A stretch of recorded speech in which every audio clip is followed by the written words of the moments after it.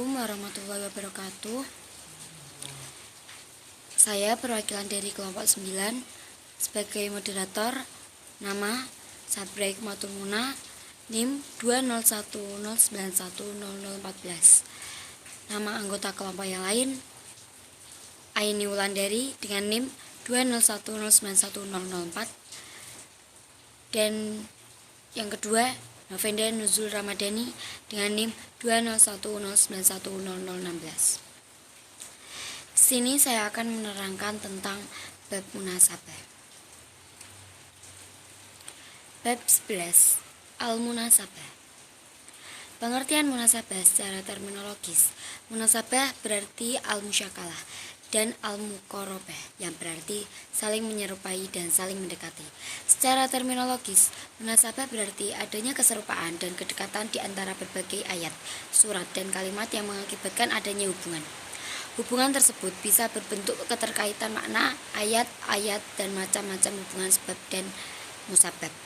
Hubungan kesetaraan dan hubungan perlawanan munasabah juga dapat dalam bentuk penguatan, penafsiran, dan penggantian. Adapun menurut pengertian terminologi, munasabah dapat didefinisikan sebagai berikut. 1. Munasabah az-Zarkashi, yaitu munasabah adalah suatu hal yang dapat dipahami tatkala di hadapan pada akal, pasti akal itu akan menerimanya. 2. Dari mana al-Qotan. Munasabah adalah sisi keterkaitan antara beberapa ungkapan dalam suatu ayat, atau antara ayat pada beberapa ayat, atau antara surat di dalam Al-Quran. 3.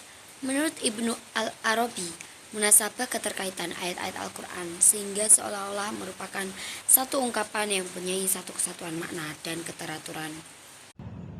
2. Macam-macam munasabah.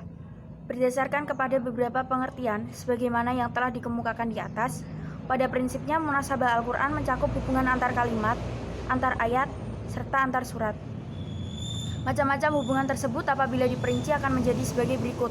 1. Munasabah antara surat dengan surat. 2. Munasabah antara nama surat dengan kandungan isinya. 3. Munasabah antara kalimat dalam satu ayat. 4. Munasabah antara ayat dengan ayat dalam satu surat. 5. Munasabah antara ayat dengan isi ayat itu sendiri. 6. Munasabah antara uraian surat dengan akhir uraian surat. 7. Munasabah antara akhir surat dengan awal surat. 1. Munasabah antara surat dengan surat. Keserasian hubungan atau munasabah antar surat ini pada hakikatnya memperlihatkan kaitan yang erat dari suatu surat dengan surat lainnya. Bentuk munasabah yang tercermin pada masing-masing surat. Keserasian hubungan atau munasabah antar surat ini pada hakikatnya memperlihatkan kaitan, kelihatannya memperlihatkan kesatuan tema. Salah satunya membuat tema sentral, sedangkan surat-surat lainnya menguraikan sub-sub tema. 2. Munasabah antara nama surat dengan kandungan isinya. Nama satu surat pada dasarnya bersifat taufiki, atau tergantung pada petunjuk Allah dan Nabi-Nya. Namun, beberapa bukti menunjukkan bahwa suatu surat terkadang memiliki satu nama dan terkadang dua nama atau lebih. 3. Munasabah antara satu kalimat dengan kalimat lainnya dalam satu ayat. Munasabah antara satu kalimat dengan kalimat yang lainnya dalam satu ayat dapat dilihat dari dua segi. Pertama, adanya hubungan langsung antar kalimat secara konkret yang jika hilang atau terputus, salah satu kalimat akan merusak isi ayat. Identifikasi munasabah dalam tipe ini memperlihatkan ciri-ciri takkid atau tasydid, penguat atau penegasan, dan tafsir atau i'tirad, interpretasi atau penjelasan dari ciri-cirinya. 4. Munasabah antara ayat dengan ayat dalam satu surat. Untuk melihat munasabah semacam ini, perlu diketahui bahwa ini didaftarkan pada pandangan daftar, yaitu meskipun dalam satu surat tersebar sejumlah ayat, namun pada hakikatnya semua ayat itu tersusun dengan tertib, dengan ikatan yang padu, sehingga membentuk pikiran serta jalinan informasi yang sistematis.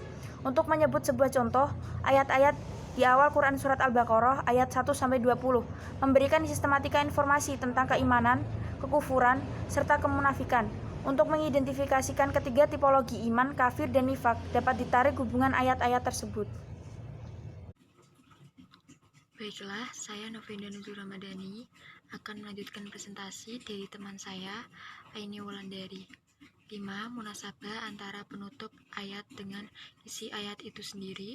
Munasabah pada bagian ini, Imam Al-Sayuti menyebut 4 bentuk, yaitu al-tamkin, mengukuhkan isi ayat, al-tasdir, memberikan sandaran isi ayat pada sumbernya, al-tausyih, mempertajam relevansi makna, dan al-igol, tambahan penjelasan. 6. Munasabah antara awal uraian surat dengan akhir uraian surat. Salah satu rahasia keajaiban Al-Quran adalah adanya keserasian serta hubungan yang erat antara awal uraian suatu surat dengan akhir uraiannya. Sebagai contoh dikemukakan oleh Al-Zamakhsyari, demikian juga Al-Kimani, bahwa Quran surat Al-Mu'minun diawali dengan respek Tuhan kepada orang-orang mukmin dan diakhiri dengan sama sekali Allah tidak menaruh respek terhadap orang-orang kafir. 7. Munasabah antara penutup suatu surat dengan awal surat berikutnya. Misalnya akhir surat Al-Waqiah ayat 96.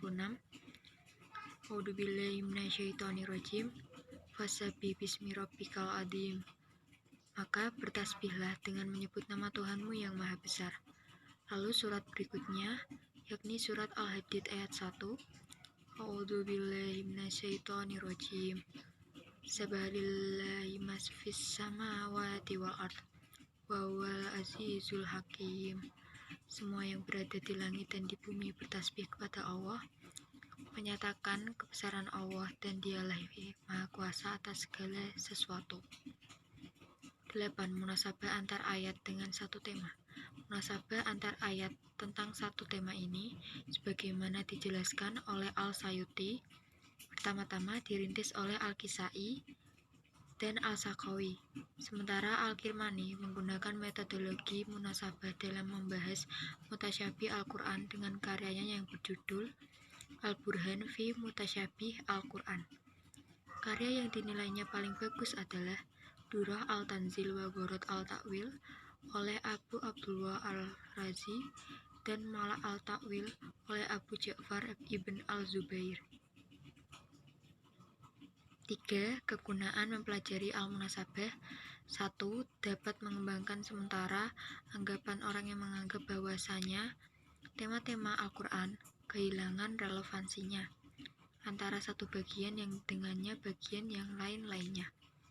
2. Mengetahui persambungan ataupun hubungan antara bagian Al-Quran, baik antar ayat-ayat, kalimat-kalimat, maupun surat-suratnya, satu persis lain, menjadikan yang dengannya bantuan ilmu munasabah ini. Orang akan mempunyai pengetahuan dan pengenalan yang mendalam terhadap kitab Al-Quran, sekalian memperkuat keyakinan atas kewahyuan dan kemukjizatannya. 3. Dapat diketahui tingkat dan kualitas kebalagohan bahasa Al-Quran dan hubungan kontekstual antar kalimat yang satu yang dengannya kalimat yang lain-lainnya, dan penyesuaian ayat atau surat yang satu dari yang lain. 4. Dapat membantu dalam proses penafsiran ayat-ayat Al-Quran sesudah mengetahui hubungan suatu kalimat ataupun ayat yang dengannya kalimat ataupun ayat yang lain-lainnya. Atas pemaparan yang disampaikan oleh sahabat Novena Nuzul Ramadhani dan Aini Wulandari. Sekian dan terima kasih. Wassalamualaikum warahmatullahi wabarakatuh.